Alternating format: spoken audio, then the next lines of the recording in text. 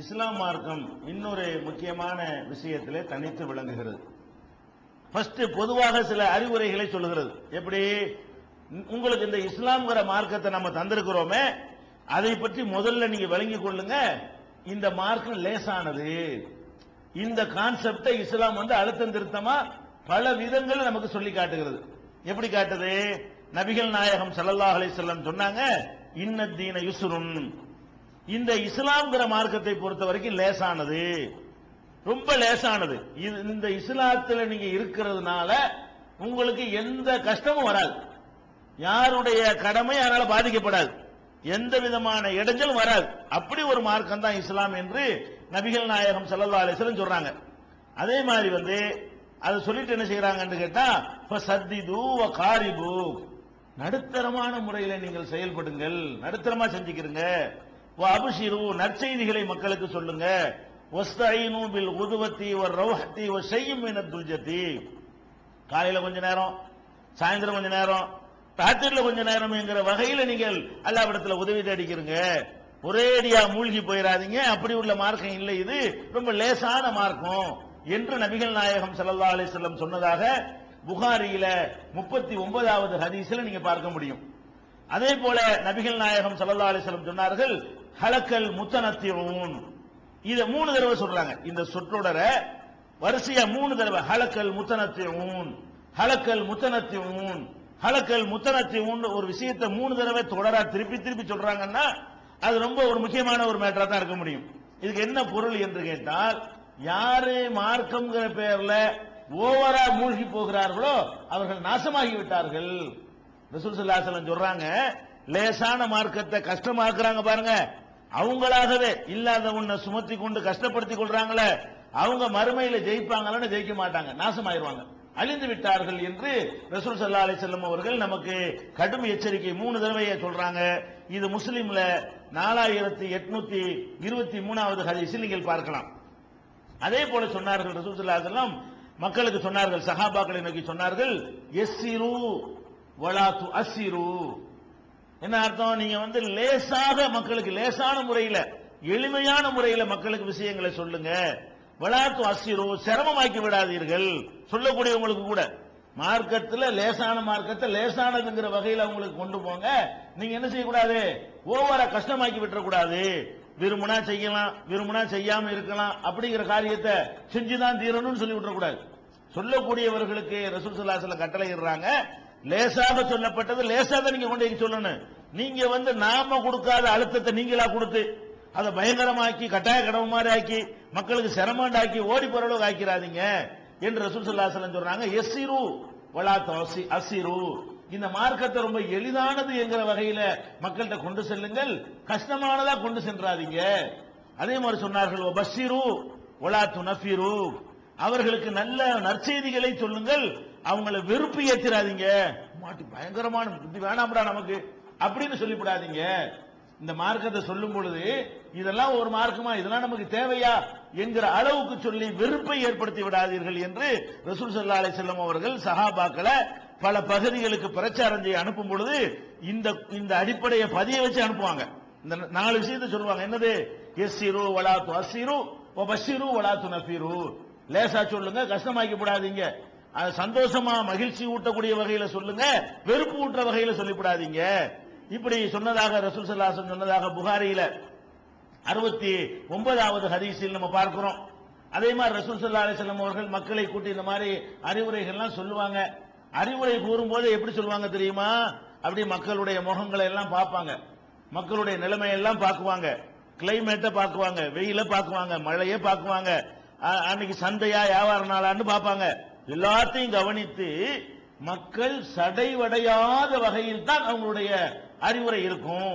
அதுல ரொம்ப கூடுதல் கவனம் செலுத்துவார்கள். ரசூல் ஸல்லல்லாஹு அலைஹி வஸல்லம் அவர்கள், கான நபி ஸல்லல்லாஹு அலைஹி வஸல்லம் யதஹவ்வலுனா பில் மௌஇலதி ஃபில் அய்யாமி கராஹத் ஸாமத்தி அலைனா, நாங்கள் சடைவடைந்து விடக்கூடாது, வெறுப்பு அடைந்து விடக்கூடாது என்பதற்காக நபிகள் நாயகம் ஸல்லல்லாஹு அலைஹி வஸல்லம் அவர்கள் அறிவுரை சொல்லும் பொழுது பல நாட்களிலே இதுல கூடுதல் கவனம் செலுத்துவார்கள். இதுல மக்களுக்கு இதனால் பாதிப்பு வருமா, அதாவது பயான் நான் சொன்ன கேட்டுட்டு தான் இருக்கணும், நான் பயான் பண்ண போறேன், நீ உட்கார்ந்து 50 பேர் கேளு அப்படின்னு ரசூல் ஸல்லல்லாஹு அலைஹி வஸல்லம் அழைத்தால் ஒருத்தர் மீற போறது இல்ல. வீட்டுல ஒரு ஆள் இருக்க கூட 50 பேரும் வரணும்டா யாராவது மீறுவாங்களா? ஒரு சஹாபி மீற மாட்டாங்க. அப்படி சொல்ல மாட்டாங்க ரசூல் ஸல்லல்லாஹு அலைஹி வஸல்லம். ரசூல் ஸல்லல்லாஹு அலைஹி வஸல்லம் கொடுக்கிற அந்த டோஸை எப்படி இருக்கும் என்று கேட்டால் யாருக்கும் வெறுப்பு வராது. மறுபடியும் இன்னும் கூப்பிட மாட்டாங்களா? மறுபடியும் சொல்ல மாட்டாங்களா? இன்னொரு நாளைக்கு இந்த பயானம் வைக்க மாட்டாங்களா என்கிற அளவுக்கு ரசூல் ஸல்லல்லாஹு அலைஹி வஸல்லம் கொண்டு போவாங்களே தவிர வெறுத்து சலித்து போற அளவுக்கு சொல்ல மாட்டார்கள்ங்கிற செய்தி புகாரியில 68வது ஹதீஸ், 70வது ஹதீஸ், 6411வது ஹதீஸ் இதுல எல்லாம் இருக்கிறது நம்ம பார்க்கிறோம்.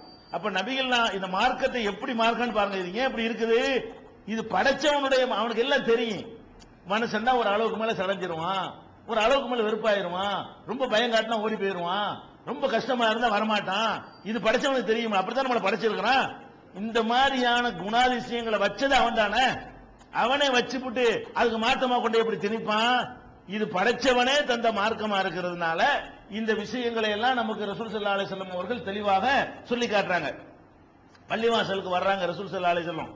வரும்பொழுது ஒரு கயிறு கட்டி தொங்க விடப்பட்டிருக்கிறது 2 தூண்களுக்கு மத்தியில. அப்ப என்ன பள்ளிவாசல திடீர்னு கயிறு கடந்தா என்னன்னு கேட்பாங்கல்ல, இது என்ன கயிறு கட்டி தொங்குறது, மாஹாதல் ஹப்லு, என்ன கயிறு என்று கேட்கிறார்கள். அப்ப இருந்தவங்க எல்லாம் சொல்றாங்க ஹாதா ஹப்லுல் ஸைனப், இது ஸைனப் அவங்களுடைய ஸைனப் இருக்காங்கல்ல உங்க மனைவி, அவங்களுக்கு உள்ள கயிறு அவங்க கட்டி வச்சிருக்காங்க. எதுக்காக கட்டி வச்சிருக்காங்க? அவங்க வணக்க வழிபாட்டில் ஈடுபடுவாங்க, நின்று தொழுதுகிட்டே இருப்பாங்க, தூக்கம் வந்துடும் இல்லையா, தூக்கம் வந்தா கீழே விழுந்துடக்கூடாது என்பதற்காக வேண்டி இந்த கயிறை கட்டிக்கிடுவாங்க. அதாவது தூங்குவதனால விட்டாம நான் தொழுவுறேன்னு காட்டுறதுக்காக வேண்டி இந்த கயிறு எதுக்கு தொங்க விட்டுருக்காங்கன்னா, தொழுவுறது லிமிட்டுக்கு மேல தொழுதுகிட்டே இருக்கிறது. ஒரு அளவுக்கு மேல சோர்ந்து போயிருமா, காலெல்லாம் தடுமாறி விழாம நான் தொழுவ போறேங்கிறதுக்காக இந்த கைத்தை கட்டி என்ன செய்வாங்க, தொங்க விட்டுக்கிட்டு அதை தன்னோட பிணைத்துக் கொள்வார்கள் கீழே விழாம இருக்கிறதுக்காக வேண்டி. அப்ப ரசூல் ஸல்லல்லாஹு அலைஹி வஸல்லம் என்ன சொன்னாங்க, லா ஹல்லு, இது அவுத்து எறிங்க, முதல் வேலை இந்த இந்த கயிறை என்ன செய்யுங்க, அவிழ் தெரியுங்கள். லியுஸல்லி அஹதுக்கும் நிஷாத்தஹு, ஒருத்தர் தொழுகிறதா இருந்தா அவர் மன மகிழ்ச்சியோடு இருக்கும்போது தொழட்டும், அதுல இன்வால்வ்மெண்ட் ஈடுபாடு இருக்கும்போது தொழட்டும். தொழும் போது தூக்கம் வந்தாலும் நான் இப்படி நிப்பேன் அப்படி கஷ்டப்படக்கூடாது.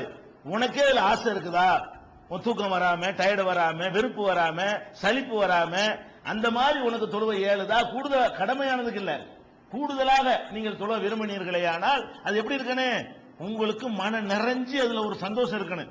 எப்படி ஒரு பிரியாணியை சாப்பிடும் பொழுது நமக்கு ஒரு மன ஈடுபாடு இருக்கு அப்படி இருக்கணும். ஒரு கசப்பான மருந்து குடிக்கும் போது எப்படி இருக்கு அப்படி இருந்துடக்கூடாது.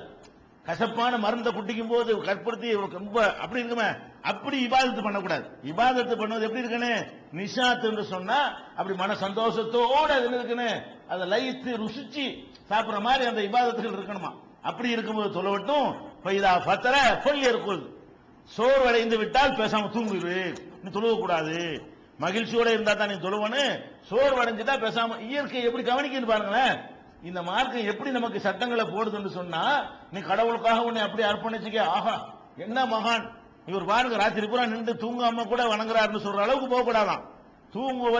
தூங்குற இயற்கை, சலிப்பு வர்றது இயற்கை, சோர்வு வர்றது இயற்கை, அதனால தூக்கம் வருவது இயற்கை. அதையே நீ மீற, தூக்கத்தை அல்லா தானே கொடுக்குறான், தூக்கம் வந்தா தூங்கித்தானே ஆவனே, தூக்கத்தையும் நான் தியாகம் பண்ணிவிட்டு நான் இப்படி பண்ணுவேன், அதுக்கு இடம் கிடையாது என்று ரசூல் ஸல்லல்லாஹு அலைஹி வஸல்லம் அவர்கள் கைத்து அறிந்து எரிந்தார்கள் செய்தி புகாரியில 1150வது ஹதீஸ்ல நீங்க பார்க்கிறீங்க.